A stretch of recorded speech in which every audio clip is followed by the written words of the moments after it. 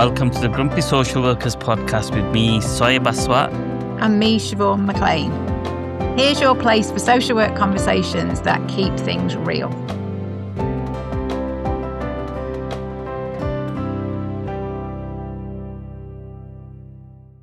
Hi, welcome back everyone to our Grumpy Social Workers podcast.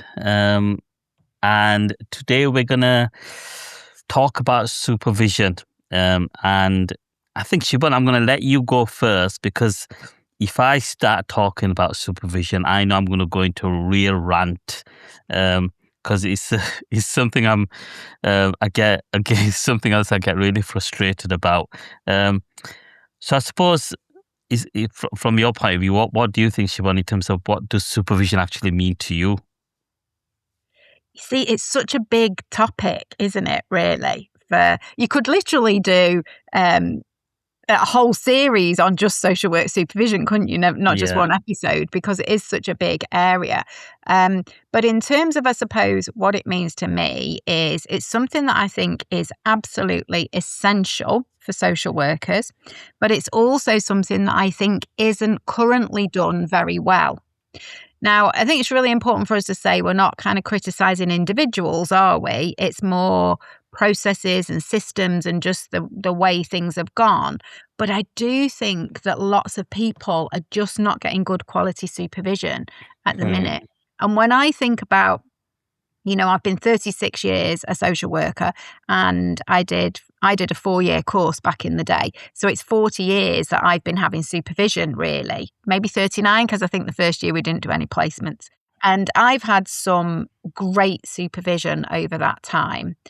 And I still get some great supervision, because I think supervision is so important that even though I'm independent now, I have somebody that supervises me, and because I think it's essential for everybody. But sometimes I think supervision becomes just about kind of watching over somebody and overseeing their practice. And I think that's when it becomes dangerous, and people start to think that that is what supervision is. I've read quite a bit of research that says things like the biggest influence on the supervision we provide is the supervision we receive. So you tend to think of supervision as what you get, but actually what people are getting isn't necessarily what I would call supervision.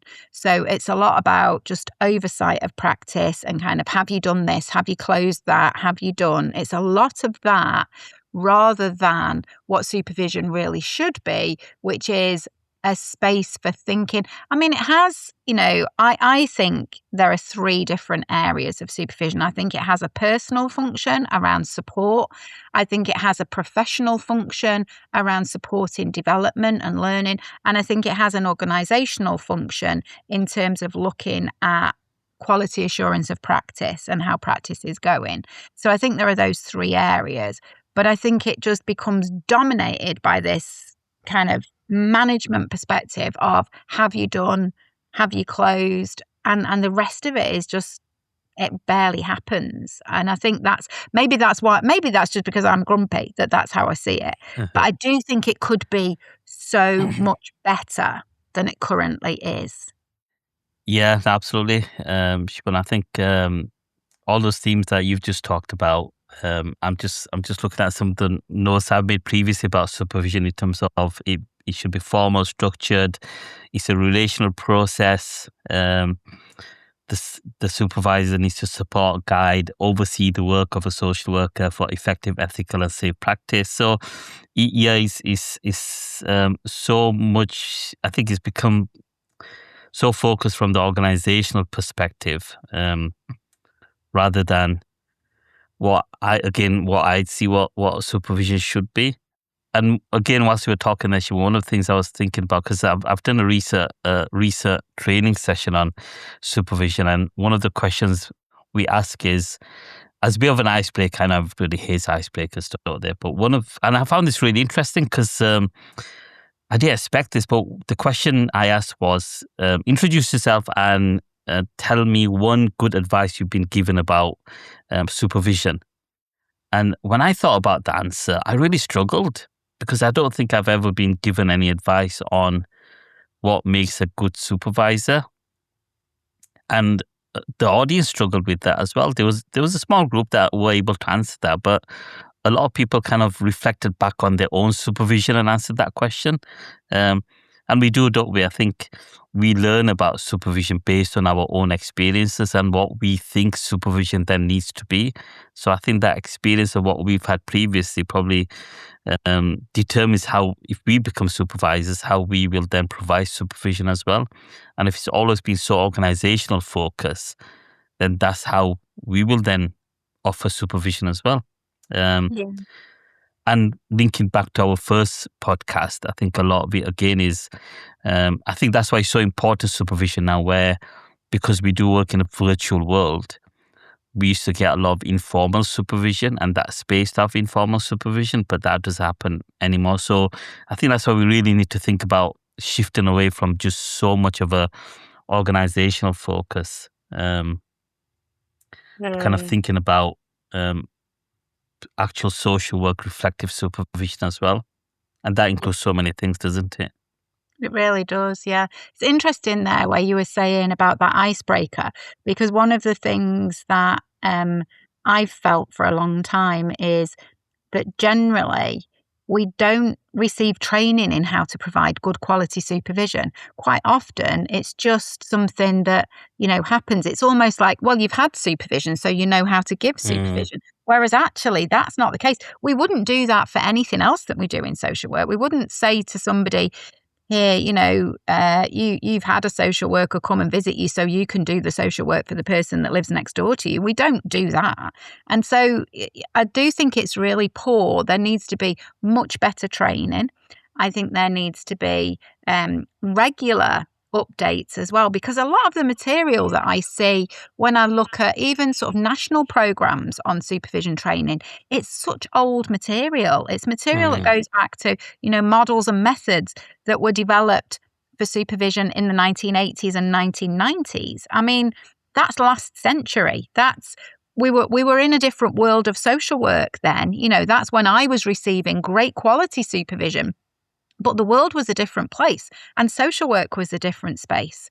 And I just think some of that material doesn't translate for people. So we're not keeping supervision stuff real. We want to keep this podcast real, but we're not keeping supervision real. And how can you do things and how can you be reflective when maybe you just don't have loads of time in supervision? So I just think, it's not always a great experience for people. Now, don't get me wrong, some people get a great experience of supervision, but not everybody does. And I do wonder, what do you do if you're not getting great supervision, and where can you go with that, I suppose, is something that I often think about. But it is a two-way responsibility. It isn't just about, it's no good sitting and saying, oh, I get terrible supervision and it's all my supervisor's fault, because it is as you said, it's relational. It is a joint responsibility. I know that because I do supervision for students, but I also do some supervision for different people, like directors of social services, people who don't have a direct line manager and therefore aren't receiving supervision. So I do supervision for people across, the whole journey really in social work. But some people are very good at bringing items for discussion, at preparing, at thinking about what they want to talk about. And other people see it almost as a passive thing that's done to them. And so I think we also, when I talk about we don't get training on supervision, I also think we don't really talk to people about how to use supervision. And I think students should get more on how to make best use of supervision as well, so that it becomes very much seen as a two-way process. Yeah, lots there, Siobhan, I think. Don't get me started on using old models that last century and things, because that's another massive bugbear of mine, and I'm sure we'll kind of talk about that at some point. But again, he's kind of thinking about, we've just not modernized, have we? Times have changed, like you've just said, and we're still using the same proformas, same models and theories, and the same kind of styles of supervision where you book someone in for an hour and a half, and we followed the pro forma and that's the end of it. But things have changed so much. And again, kind of thinking about some of the recent conversations I've had in terms of thinking about the current times of modernization and stuff, time. And you just said the word time as well. It's a massive issue, isn't it? And I know if I've got a busy diary and I've got supervision booked in for myself, I'll cancel it, or I'll say, can we just reduce that to half an hour, 15 minutes, just to create more time for myself. And I suppose that's about how much do I value supervision, or do I not value that supervision space because it's not structured the way I benefit from it as well? And I suppose a lot of people can relate to that as well. Two other things that came to mind when you were talking there, Siobhan, is one is, and thinking about time, and time relates to the fact that social work has changed so much and it's such a fast-paced environment now. That trauma, kind of that word trauma, we use trauma a lot, don't we? But thinking about the trauma and the emotional aspect of social work, but I think people have so much going on in their own personal lives as well now, and we forget that. And there's usually kind of a subheading in supervision about welfare, but we skirt over it. It's a very quick question. How are you doing, Siobhan? Your response is, yeah, I'm okay. And you know that I'm okay means, yeah, but you just move on to the next bit. You don't give that time and effort where whatever's going on for that person in their personal lives probably has a huge impact on the day-to-day functioning as well. But just one kind of reminder I've had recently was I was speaking to a manager, and we were speaking about supervision, and we were speaking about stuff like welfare and time and things like that. And one of the things he said to me, which I'd not really thought about, was he said to me, as a manager, Soyeb, I'm supervising my team of staff, and they come to supervision to me, and he said I do kind of ask them about their welfare, and they burden me with everything going on with their caseload, but then they also burden me with things in terms of what's going on in their own lives as well, because I'm invested in knowing that information. And then I walk away, he was saying, with that burden. And as a manager, as a supervisor, it leaves me in a really kind of dark place in some ways as well. And what do I do with that information? So I've never really thought about that, and I've not really had time to kind of process that. But it's something I've definitely taken away for me to think about a bit more as well, in terms of how do we support supervisors as well. Yeah, I think that's really important. It's with quite a few authorities. I do intervision for supervisors. So intervision is slightly different to supervision, but it always happens in a group. And it's really for that kind of bringing how things are for you emotionally and the impact the work is having on you. And I think you're quite right that what happens is, of course, you've got a manager who's maybe supervising 10 social workers, and those social workers bring their most complex, most difficult stuff and bring that to the manager. And so this manager has got the most difficult stuff in 10 situations that they're carrying. And actually, I think it can feel difficult for supervisors because they don't actually have any level of, I suppose, control really on what's going on, because everything's kind of coming to them through third party, and it can leave you quite uncertain. And we know that uncertainty can sometimes feel dangerous for people, and that can be really challenging for managers. So I do think that sometimes managers do shut down those conversations, the trauma, the fatigue conversations. They shut them down because they're not able to take them, and it becomes almost like a blocked care situation where there's a block between what the supervisor and the supervisee are actually talking about, and the real emotional stuff isn't coming through and isn't being spoken about. And yet for me, that's where supervision should be. Yeah. Absolutely. And I suppose that's makes us think about what are the expectations and value placed on supervision by social workers, but also by organizations as well. And this is when I start becoming really grumpy, Siobhan. But yes, I think especially recently, I've really struggled and got really frustrated in terms of how do we kind of deliver supervision, whether that's one-to-one or peer or forums, where social workers do engage and do value it.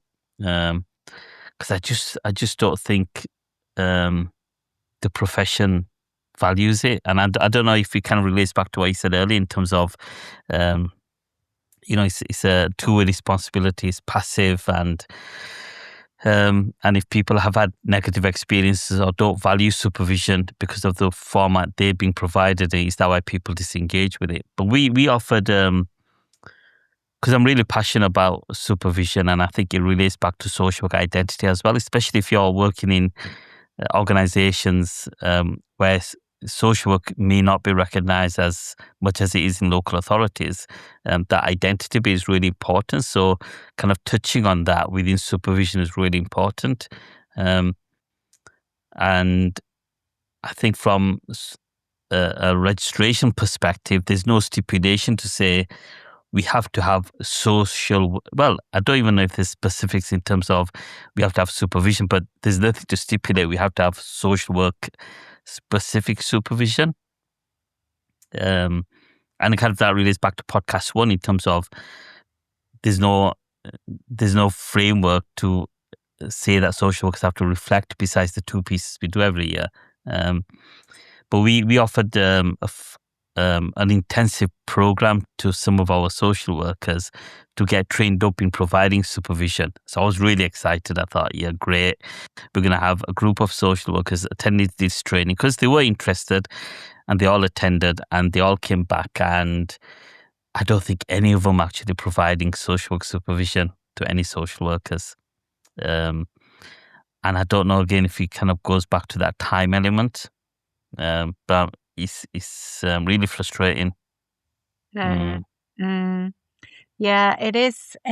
It's interesting. I mean, you said earlier that if you've got a really busy day and you can see you've got supervision booked in, that you try and shorten it or you try and lessen it. And I think that is what we do. I think we're so good as social workers at giving other people advice, and we don't take it for ourselves, but we don't look after ourselves and we don't prioritize ourselves. So I think that's one reason that we don't necessarily value it. Another reason could be that actually, as you were saying, if you're not getting what you need from it, I think in our last podcast, you talked about being very person-centered and really trying to, provide things in the way a person needs them. And I talked about being neurodivergent. And I think, a neurodivergent social worker might need something very different from supervision. Like, I'm supervising 2 students at the moment. They both on their first placement. Their period of time is the same. In fact, it nearly always happens that I see one of them in the morning and one of them in the afternoon. So, there's lots of similarities. And yet I would like to think that both of them, if ever they met each other and spoke to each other, would say that they had a very different experience of supervision from me, because the supervision is tailored to what they need. It's tailored to their style. It's tailored to how they best learn. There's techniques that I really like to use that one of the students is just not working very well for her. So I'm using different techniques. And I think it's really about making sure that supervision is tailored to the needs of the person. That would make us value it more, potentially, I think. But also, as you said, sometimes in social work, unless you're told you've got to do it, you don't necessarily do it. We've got the standards about newly qualified workers, and this is just standards for social work employers. So newly qualified workers, it should be weekly that they get supervision for the first 6 weeks, and then fortnightly till 6 months, and then monthly from there on. But how many social workers do you know that really do get monthly supervision for a couple of hours a month? A lot don't, and as you said, a lot may not get it from social workers. So that's why I provide supervision for quite a few, like principal social workers, directors, that kind of thing, usually on like a quarterly basis, so maybe only 4 times a year. But any supervision they're getting tends to just be very corporate, often coming from somebody else, often, not coming from someone who is a social worker. So, but they obviously value that space and look for that space.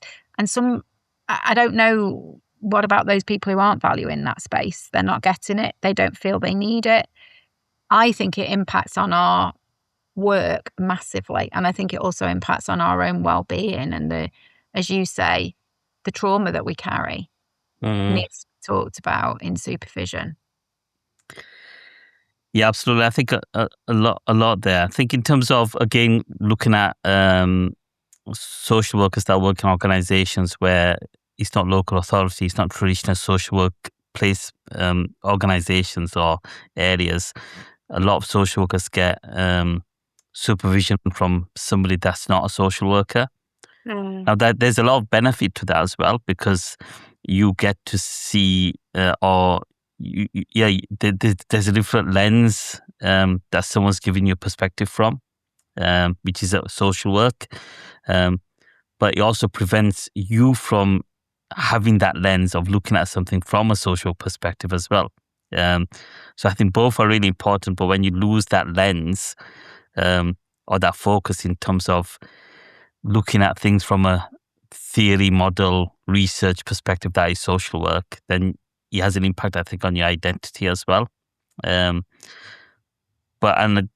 going back to your what you were saying about making it unique to the individual, it goes back to that time element, I think, again as well. So I know where supervision has been really valued is where you really kind of are able to dissect a case and really analyze it and look at it from a social perspective, bringing in research and theories and models. And, I've used your theory cards, Siobhan, and other people have mentioned them, where someone comes with an issue or they're really stuck with something, and any of the theories can be put on the table. Any of the cards, you can just pick 3 cards out and say, how does this relate to the case that you're working with?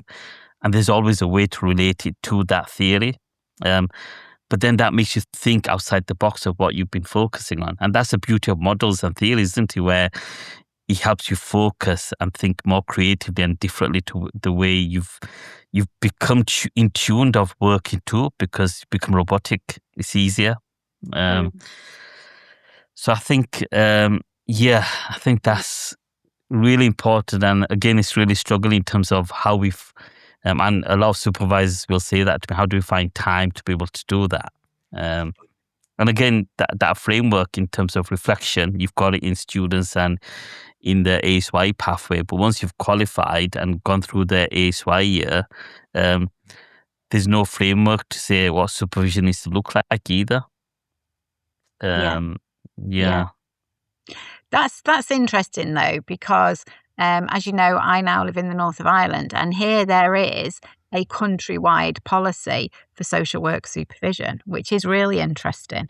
So I think different countries almost also, that framework, on whether there is a framework, would look different. So, organisationally, things can look very different, I think, in terms of supervision. But I know, as you talked there about using theory cards, and people will often say, oh, but what about the time? We don't have the time. And I do get that. And I know we want to keep things real in the podcast, and I get that. But there are techniques that you can use that literally take 2 minutes. There's a technique I use in all of my supervision that is a 2-minute technique. I call it the word of the week activity. And the person just tells me a word that summarises their week for them. So just a one word. Sometimes it might be a feelings word, like grumpy could be a word of the week. Or sometimes it might be a word of something that they've done. So, a student might say to me, court might be their word of the week, or assessment might be their word of the week. Or so it can be anything, but just a word that stands out for them as the word of the week. And I'll write that down in the notes. And then at the end of a placement, you put those words together and you've got the placement in 15 words. Or with the people that I supervise on a quarterly basis, we've got 4 words at the end of the year. But it's just helping people to really tune into that kind of reflection in a moment or two. That doesn't take any time at all. But for some people, I do think they can hide a little bit behind that I don't have time. It's almost like, actually, I don't have the confidence to talk about reflection, or I'm worried about what it might open up. So I think there are other things actually that get in the way, but everybody just says time. because time almost feels like a Mhm. safe barrier to hide behind, because you know everybody's going to agree with you, rather than saying, do you know, I'm not really sure I've got the skills to open this conversation up, or I don't know if I've got any tools I can use to open this conversation up. Or so I do think sometimes people might hide behind the barrier of time, because there are things you can do when you don't have a lot of time. No, I agree, Siobhan. I think um, in terms of the time bit, yeah, if you invest time in something, then you're analyzing more and reflecting more, which means that you're creating more work for yourself because you're opening up that kind of worms and really delving into what the problem and issues are. Um, so the more you delve into it, the more the to-do list gets bigger because you've found various different issues, not just that one issue that you need to look at. Um, so we missed that analysis bit and we could jump straight over to what's the solution.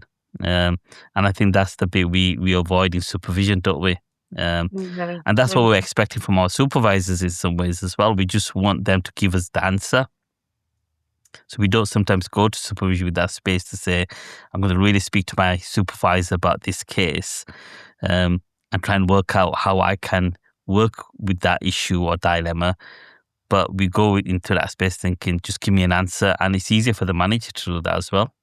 Mm, Um, absolutely. so yeah, really interested in that. But I And I think think, that time bit, Shibon,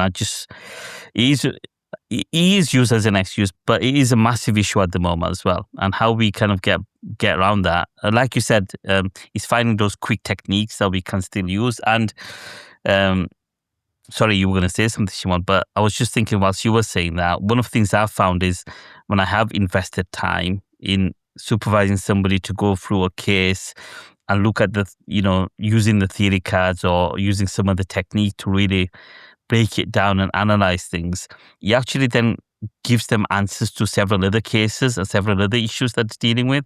So it's not just that one case. They can then use that as a tool for several other aspects as well. Um, so I think that's the other bit to remember as well. yeah, I think that's important. And I think investing the time, actually, because you used the phrase investing the time earlier, I think it pays off in the long run. The investment pays off. I often talk about how reflection slows us down in order to speed us up and improve our work. Yeah. So I do think that that can happen in supervision. But when you were just talking there about how we go looking for an answer, I just think that's so fascinating, because in these podcasts, we're largely trying to use that what, why, and how framework, aren't we? Around what's the topic, why is it important, how might we address it? And we may not be using that in the exact order, but we're trying to cover those questions in our conversation. And I use that in quite a structured way within supervision. So I would try to help people when we're talking about particular people or individuals or families that they're working with. I would try and help them to think about what's happening for that person, why is that happening, how can you work with them? Or at the end of a conversation, before we move to the next conversation, I try and make sure that we've summarised and that the person I'm supervising has summarised for me what they're going to do now, why they're doing that, and how they're going to do it and how they expect it to impact, so that we can both be clear about the future plan. The danger, I think, is that everybody drops the why question, just goes from what's the problem, how do I deal with it? Yeah. And I think supervisors do that as well. And I just, that's that whole link with professional curiosity that we need to talk about more in social work. I just think, and I wonder, this is a bit about me being a bit grumpy and being maybe a bit, been around a long time. But if my supervisor would have asked me, early in my career, why do you think that? Or why did you do that? Or I would have really enjoyed thinking about that and talking about that and reflecting on it. I find now sometimes, I don't know if it's a generational issue or if it's a social work issue or what it is, but we've got this point where when you ask why of somebody, they think, oh, I've done it wrong.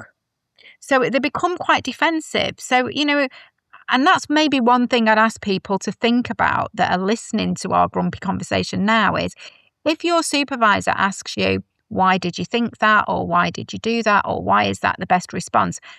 think about how you respond to that internally, because if immediately you jump to thinking, oh, they think I've done it wrong, that's where the problem is. Actually, when we're asking why, when we're thinking why, that's where really good quality reflection happens. Hmm. But I do think we skip the why too much in supervision. I think we're not talking about why enough. Yeah. No, and I'm just reflecting on what you've just said there, Siobhan, as well, because I'll give one example. I've just done a mental health assessment recently, and I'm just kind of thinking back on the assessment itself, and it's not just supervision; it's every aspect of our interventions. I think we miss the why aspect. So even in that assessment, when I think about it, we kind of looked at what was going on, um, and then we jumped straight to right. Okay, how can we support you with that? Because these are the options we've got: detain or more intensive community support. We actually missed that little bit out in terms of why. Why is that become an issue? Why are you feeling like that now? And I think, yeah, we probably do that in supervision, don't we? Just miss that why bit, which is why. And again, I was just thinking, Siobhan, whilst you were talking about that, in terms of things like the social graces models and stuff, that really kind of get us to think about why. Because I remember working on one case where 6 months, nothing, we were progressing with this case in any way. And I had a really good supervisor at that time who was a social worker, and she said to me, "Have you thought about doing the social graces?" Again, something I'd always used, but I'd got into this habit, I'd forgot because I'd fallen into that trap of just sorting out. And I looked at the social grace in terms of my perspective of working with this case, and then I kind of took the social graces and allowed the service user to kind of ask that why question as well. And what we found was that actually was nothing to do with, well, they had mental health issues, but it was because there were issues around sexuality and religion, which we'd not touched on because we missed that why be out completely. And as soon as we addressed that, suddenly we started making progress with that case. Um, so I think, again, kind of thinking about models and things, those are the quick fixes in some ways that we can use those models to help us really focus and hopefully get kind of the how bit a lot quicker. Yeah, I agree. And I think sometimes when I talk to, especially new supervisors, although I think it's an issue for all supervisors, but new supervisors feel under a lot of pressure, I think, to have an answer to give. And I always say to them, do you know, the best supervisors I've ever had didn't really give me many answers, but they asked me lots of questions and they Hmm. helped me to find my own answers to something. So for me, the supervisor's skill lies in asking good questions, asking really good questions. Because we all know, don't we? Sometimes when someone asks you something, you think, oh, that's a good question. And it's really made me think. And that's what Hmm. we need in supervision is a really good question that's really going to make us think. And that's so much more valuable than somebody just simply giving you answers. Because if you're given answers, I think it impacts a lot on your identity as a social worker because you're not finding your own responses. You're not thinking about how your theories and values and legislation and legal literacy and emotional literacy, you're not thinking about all of that. You're just looking for an answer and, oh, I'll go and do that then. So we lose all of that sort of analytical process. And so I think that's why good quality supervision matters so much and it does really link in. I'm conscious of time now and Yeah. thinking, which is a thing, you know, funny. We talked about time earlier. We talked about time in supervision, and I'm conscious about time. And I just wanted to, because we talked about different methods that you can use, just wanted to talk about how I conclude supervision and why I came to concluding supervision in this way. So, one of the things that I do every year, I try and think about some learning points and some professional development points. And it must be about 20, maybe even more years ago now, that one of the things that I was thinking about, I usually do it in January, it's just a kind of thing that I've got into in my career. One of the things I was thinking about, what do I want to improve this year? And I was doing a lot of supervision at that time. My role was all about supervision. And I thought about what do I want to improve in my supervision skills? And I realized that I felt like endings were a bit messy in supervision, usually because of time, because you're like, oh, we've got to finish now. And it would just end abruptly. Or you'd get to the end and you'd do, any other business tasks for the next session. It would be like whatever it said on the pro forma. But then it kind of got to the point of me saying, well, are we done then? Are we finished then? And we wouldn't want to end this podcast going, well, I think we're done then. It's not a neat way to end a relational conversation. So I decided I'd try and use something. And I use a method that comes actually from the University of York, developed it years ago for direct observations. But I actually use it as a method to conclude supervision. So I still do all that, any other business, and then I'll say, okay, are we ready to go to concluding reflections? Which sounds so much better than are we done then?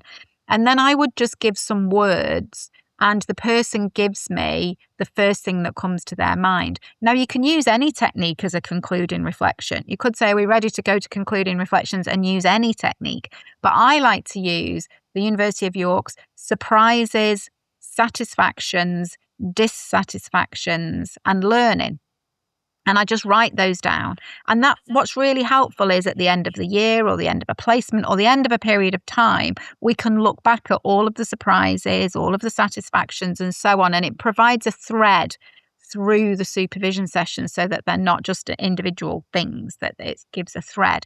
And so I suppose I was thinking that might be a good way for us to invite people who are listening to us to think about their surprises, maybe listening to the podcast, or maybe about supervision. So their surprises, their satisfactions, their dissatisfactions, and their learning. And that could be something that it's a quick thing. It takes maybe 4 or 5 minutes at the end of supervision, but I find it ends it much more neatly, and I'm always more satisfied with the endings of supervision than I used to be. Thanks, Siobhan. Yeah, I think that's a really good tip. And I think whilst we've been doing the podcast today, a couple of things that I've kind of thought of that I'd probably conclude with, the main sticking points for me that I've thought about was, number one is time. And I think we've spoke about a couple of kind of techniques that we can use, including the one you just talked about in terms of reducing that time element and giving us enough time to have productive supervision that's valued as well. But and something else I often use is I'll have supervision booked in, but I have a lot of informal supervision with my peers and support networks. And what I tend to do is I look at my diary and I think I'm feeling really low at the moment and I just need a bit of a boost, or I've got a quiet day on Friday, or I've got a quiet day in 2 weeks' time. I'll protect that space and I'll say to my colleague, have you got time on this day for I'll be able to catch up? And whether that's just virtually or a coffee or lunch or whatever.